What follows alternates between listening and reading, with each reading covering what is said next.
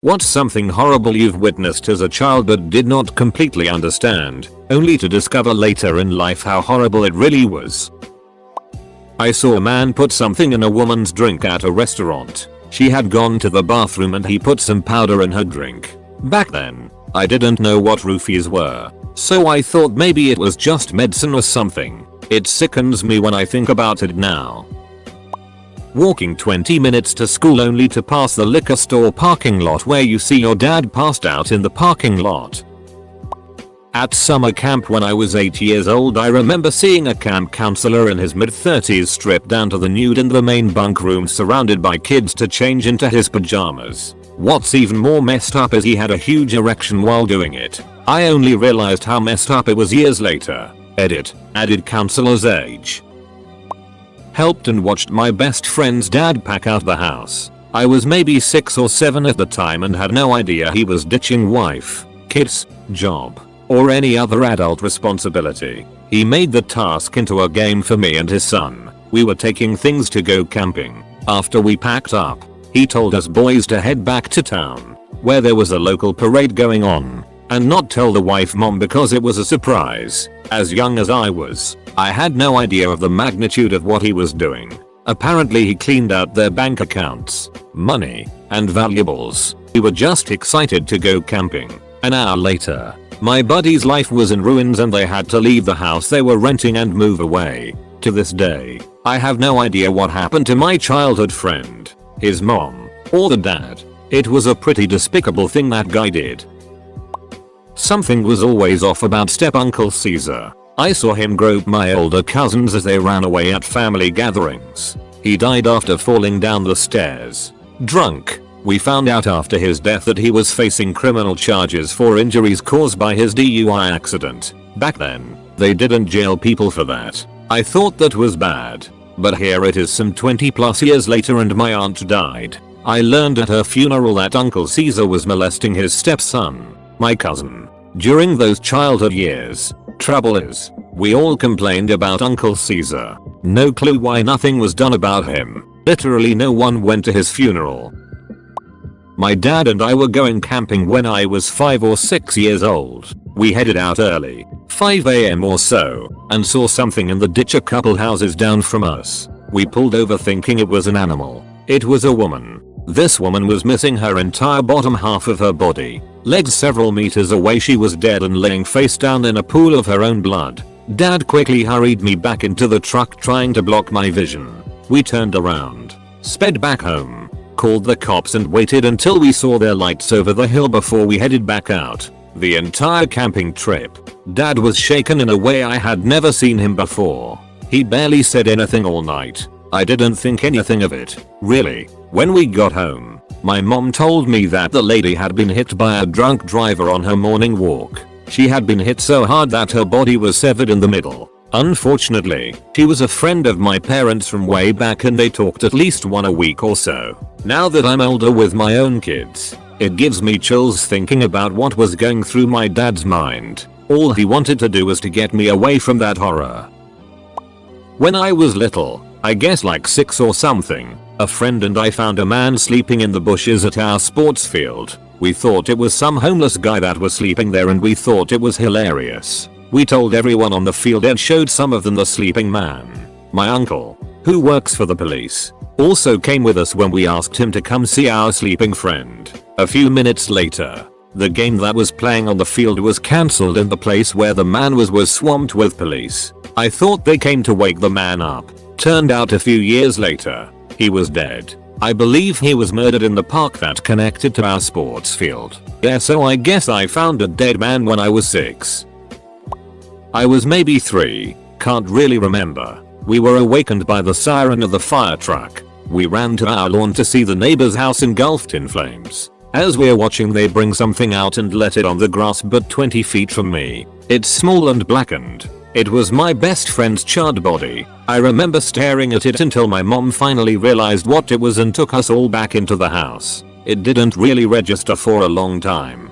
For a couple weeks I kept asking if my friend was going to come back so we could play. Finally I stopped asking, and I guess I eventually forgot about him and what happened. It all came flooding back to me one day when I was in my 40s, and I confirmed my memories with my mom.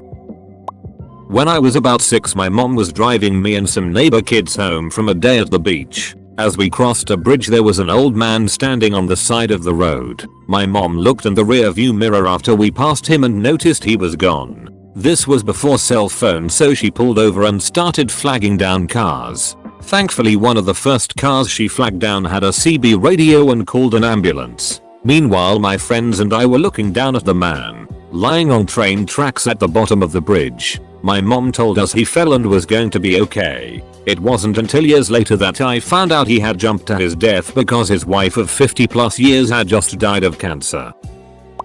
My mom, great-grandmother, 2 sisters and myself were on a road trip home from visiting NC. I remember it pretty vividly because I was leaned forward between the front seats showing my grandma something. I heard my mom gasped and looked up. We were on a divided highway and in the oncoming lanes an SUV was flipping. It kept going. Across the divided grass section. Across our lanes of traffic and lodged in some trees on our side. My mom pulled over. This was probably around 1994-95. And my mom had a cell phone which was still not crazy popular. She called the cops as other motorists swarmed the scene to try to help.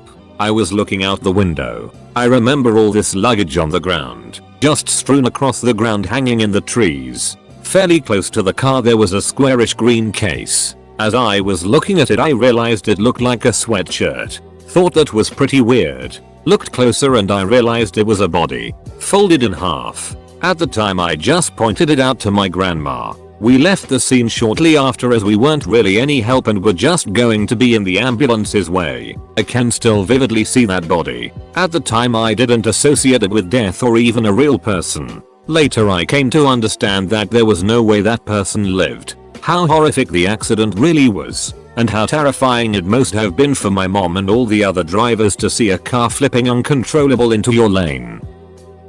When I was 11 my mom and I left my dad and were homeless. I did not realize we were homeless till I was 20. I just thought we were on some kinda excursion. We were just kinda sleeping in the car and at friends' houses for a while. I just had so much trust for my mother I was never once startled by the situation. My mother is also very creative. Wow. I found these flavored tuna pouches. Wouldn't it be cool if we acted like cats? I bet you can't brush your teeth with only a water bottle. And other classics like I'm gonna leave you at the library for a while. About 2 years later we did find a house. Edit. To clarify, we were only homeless for 2 years. Haha. It just didn't occur to me that we were actually homeless till I was 20. Also I will hug my mother plenty for everyone. PS. She now has a very nice house with 4 kittens and gets to retire in 3 years. She's my everything.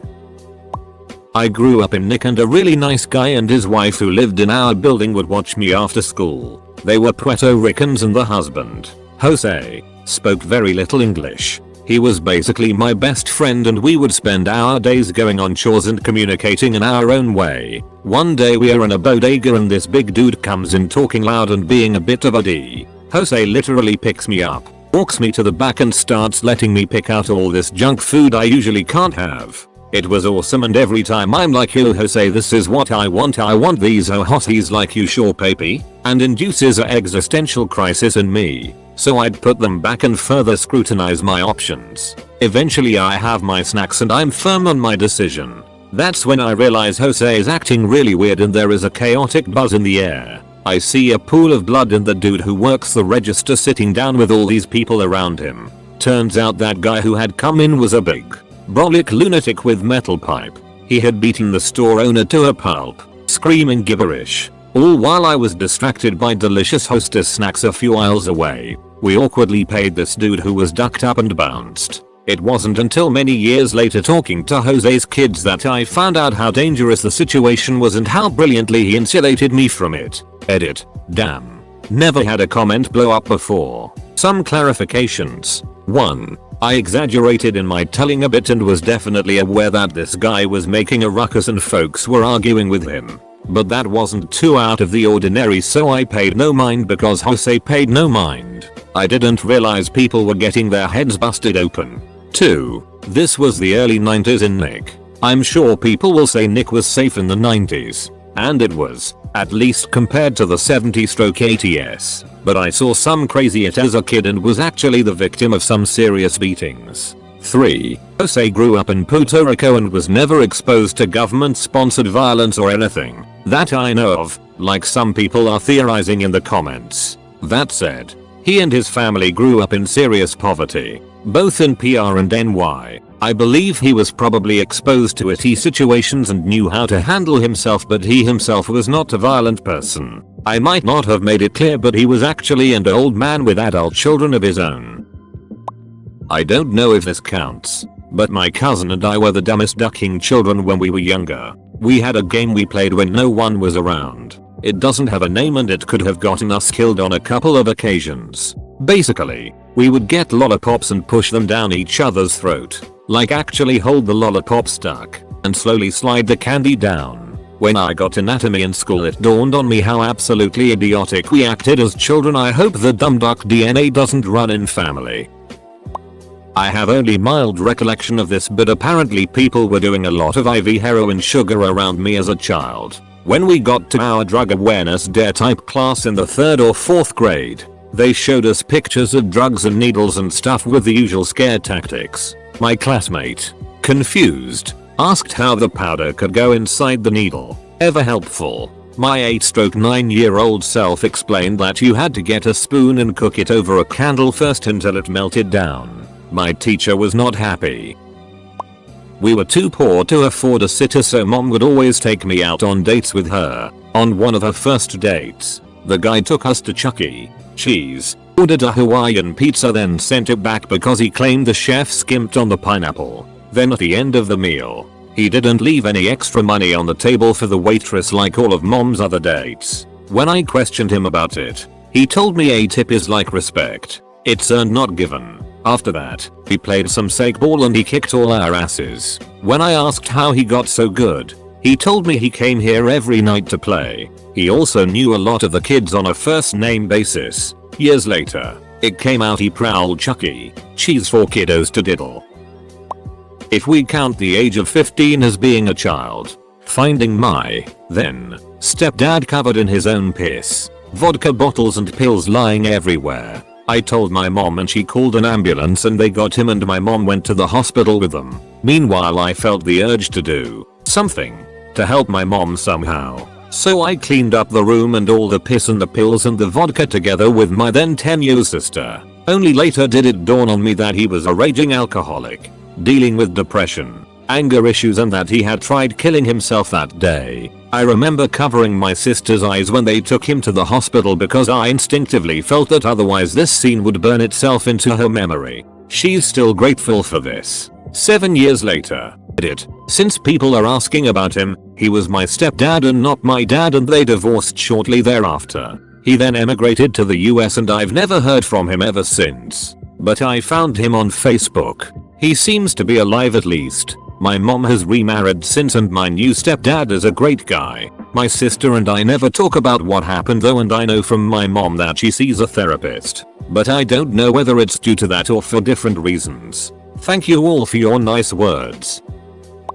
When my parents bought a house because my mom was pregnant with my younger sister, my parents slept in separate rooms. They didn't do that in our previous 1-bedroom apartment. It never occurred to me that they hated each other. They would eventually separate and then divorce. I also had my paternal grandparents for 28 years before they passed away, and they slept in separate bedrooms for longer than I had them in my life. Always thought it was because they had separate schedules. Grandpa was up around 9 AM and went to bed around 10 PM while my grandma would go to bed around 3 AM and wake up at 3 PM. But apparently they had a marriage of convenience in the 1940s. They and my parents are why marriage makes me nervous. Balkan War. Very blessed I was too young back then. Never really questioned the bodies on the side of the roads because I had the feeling that it was something I don't want to know until I'm older. Some older kids who survived still have issues to this day, but I was fine because I didn't realize the abnormally. One of my teachers ended up being convicted for sexual abuse of children. He used to stroke the girls' hair and rub their shoulders backs. He would take a bite out of an apple and then rub the fruit on a girl's arm, then would lick or bite the same part of the apple he rubbed on the girl while staring at her. I'm pretty sure he intentionally left his fly down all the time. As kids we found it funny, but as an adult I'm so disturbed by it. If someone talked too much he would duct tape their mouth shut and tape their hands together and walk them like a prisoner over to the chair next to his desk and force them to sit there. We were 9 or 10 when we were in his class. About 13 years ago. He was arrested only a year ago. There were 4 cases against him, but I'm sure he abused more. Duck UMR. Tucker, you sick bag of it. I saw a man attempt suicide. I was standing on the top of a slide on a playground at school and saw a man standing outside his window, not on a balcony. I don't remember how, but it was definitely not something you should be standing on, and pointed out the weird man to my teacher. The teacher called the front desk, who called 911 and ushered us inside. Didn't realize anything serious was up until all the police showed up, and even then didn't realize what was so serious until many years later. I'm fairly certain he went back inside. On a family trip to Washington DC when I was 8. For half a day this random lady came with me and my family to all the museums. She was really nice and friendly and hung out with my mom. I thought she was an old friend of hers. Years later I find out that this woman was being beaten and threatened in public by her boyfriend, and my mom stepped in and rescued her, made her come with us, called the cops, talked her out of the relationship and set her up with a safe house. My mom grew up in an abusive home and knew the signs when she saw them. We don't know what happened to that woman, but I like to think that my mom helped save her. I now look for subtle signs of abuse and will always step if I see someone uncomfortable in public. Found my grandmother naked unconscious in the tub. Tub was empty. It did not scare me or anything, just got mom.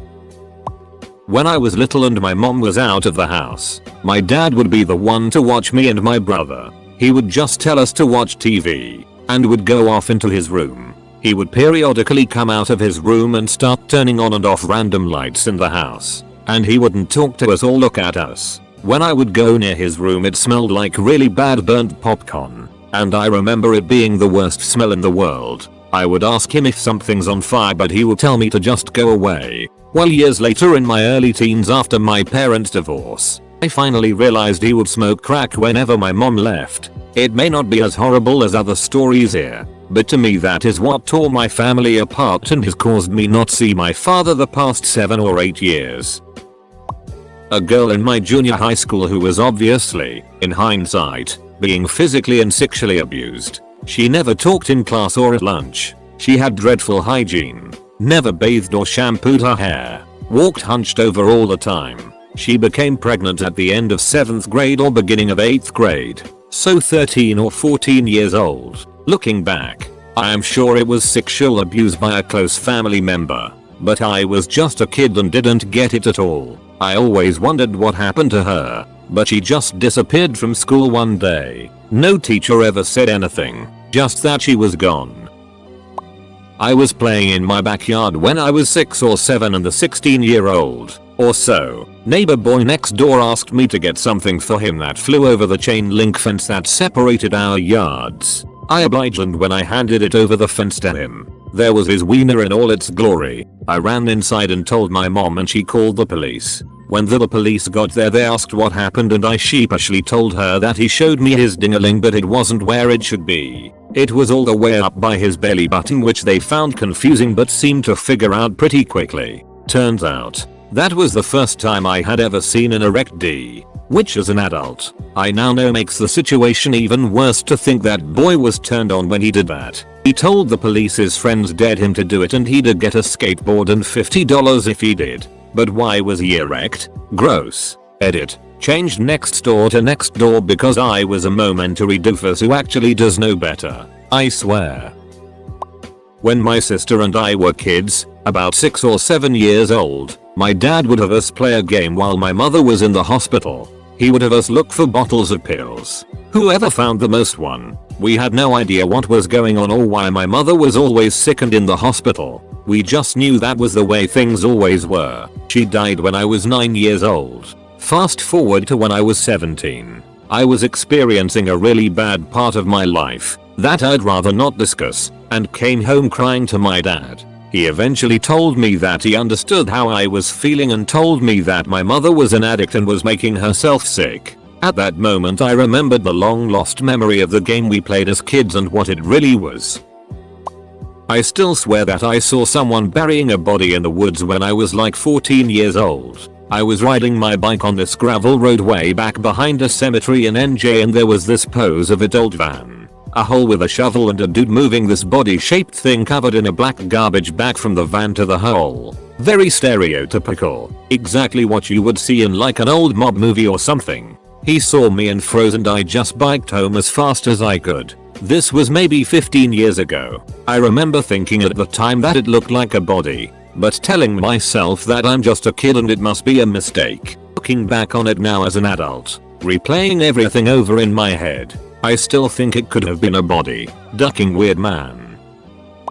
When I was a kid I used to always get in trouble for being in the way. I'd be clogging up the hallway or lollygagging and stopping foot traffic, or blocking the doorway or leaning too far into the pathway. So one Saturday morning when I was like 7 or so, I was sitting on the top step of our house, leaning back on my hands on the floor behind me. My dad came out of his room and stood on my hand, sipping his coffee and chit-chatting about our weekend plans, what chores I'd done, which I had to do, what he was planning on doing, and I knew if I complained, I'd have to hear again how I was stupid and worthless and always in the way. So I just smiled through the pain as he shifted his weight around and ground his boot into my hand and answered with all my yes sirs as polite as can be. And I was more careful to not be so in the way as I had been. Years later I stepped on a bug and I felt it wriggle beneath my foot, even through my shoe, and it just hit me. He had to know he was standing on my hand, and he just stood there, smiling, sipping his coffee, making pleasant conversation as he willfully hurt a child.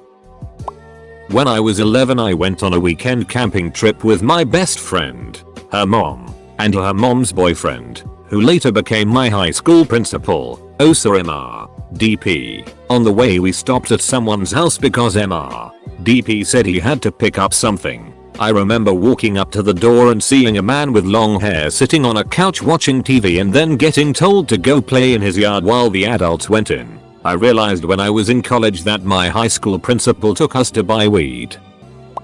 My neighbor committed suicide on his front porch and my brother and I were the first ones to find his corpse. We were only 6-7 years old at the time, so we really didn't know much about the whole scenario. All we really knew is that there was a grey stain on the concrete afterwards and no one wanted to stand there.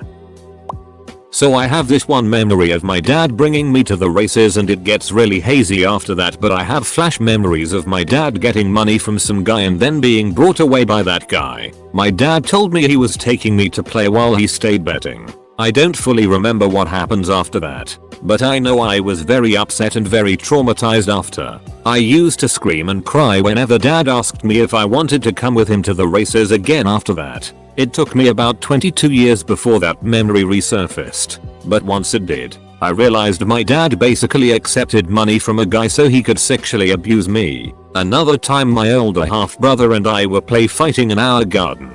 I was screaming because he was tickling me. Dad came out without a word and started beating the shit out of my brother in front of me and my best friend. This is especially bad because my dad isn't my brother's biological dad, and this is definitely the moment my brother became emotionally detached from me. After that he started telling me how everything was better before I was born and how I was mum and dad's favorite now and he was forgotten. I fucking hate my dad for doing that to us. Had a guy swim towards me in a pool when I was 5 and pick me up while groping me. I enjoyed being thrown and didn't notice. He looked like Nedry from Jurassic Park. My mother screamed at him and the lifeguards pulled him out of the pool and detained him. He was known. Edit. I wasn't traumatized even 0.1%. I was too young to understand. Edit. I try to make my writing prompts get more than 10 likes. Tell the story about when you didn't say the magic word touched my willy. 5k. My dad used to take me to my aunt's apartment to watch them make soap when I was about 7 years old. I grew up helping them make soap by grinding the powder and setting it aside. I used to often see them snort it as a way of testing it, only to find out a few years later that they were all just doing sugar. It got so bad to the point that I was imitating the act of making a line with baby powder and a ruler at home. My mom saw me and started screaming at my dad. I remember crying and saying, "I'm just making soap. Why are you fighting?" It all made sense. I saw a man force a young girl into a van at a park. I was about 5 or 6. To this day I'm not sure if it was his kid or if he kidnapped her. She really struggled and he made eye contact with me. I didn't tell anyone until later because my dad had left me alone at the park while he went down the street to buy cigarettes and disappeared for what felt like forever. No one else was at the park but me and my little sister, 3 or 4 at the time. My dad is a miserable man and didn't do anything about it. Said it wasn't our problem. I feel sick just thinking about it. So many girls got abducted in our area over the years. My mom dated a guy that was a bit wild. I found out when I got older that he used sugar pretty much the entire time they were together. One night, I remember mom and I getting back to our trailer and she was concerned that his car was outside. We went in, and he jumped out and scared us, but I loved him, and it seemed like a game. I was probably 2-3. I remember her being furious scared that he was there, and acting like he shouldn't be. I think we left immediately after. I'm 35 now and still remember it vividly. I've asked my mom, but she says she doesn't remember. She remembers.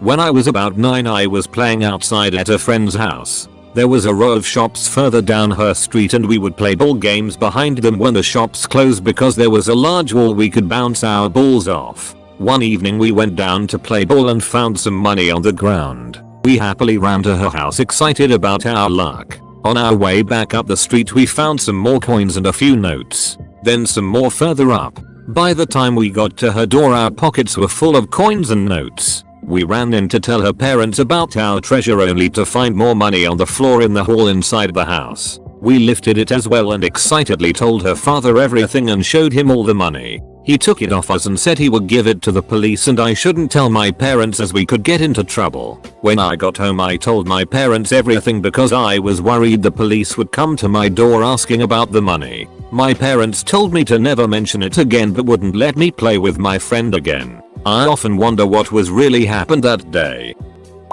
I was a part of a robbery at a bank when I was 6 years old. My mom took me and my sister there to make her deposit and this guy came in with a gun and threatened to shoot me in the face if he didn't get the money quick. Didn't even know it was real until my mom told me a few years ago. Update. Wow, didn't think this would blow up. I was 6. The guy held me hostage. I had nothing to do with the robbery other than got a gun pointed at me. The guy, if I remember, got the money, ran out the doors and got caught by police down the road.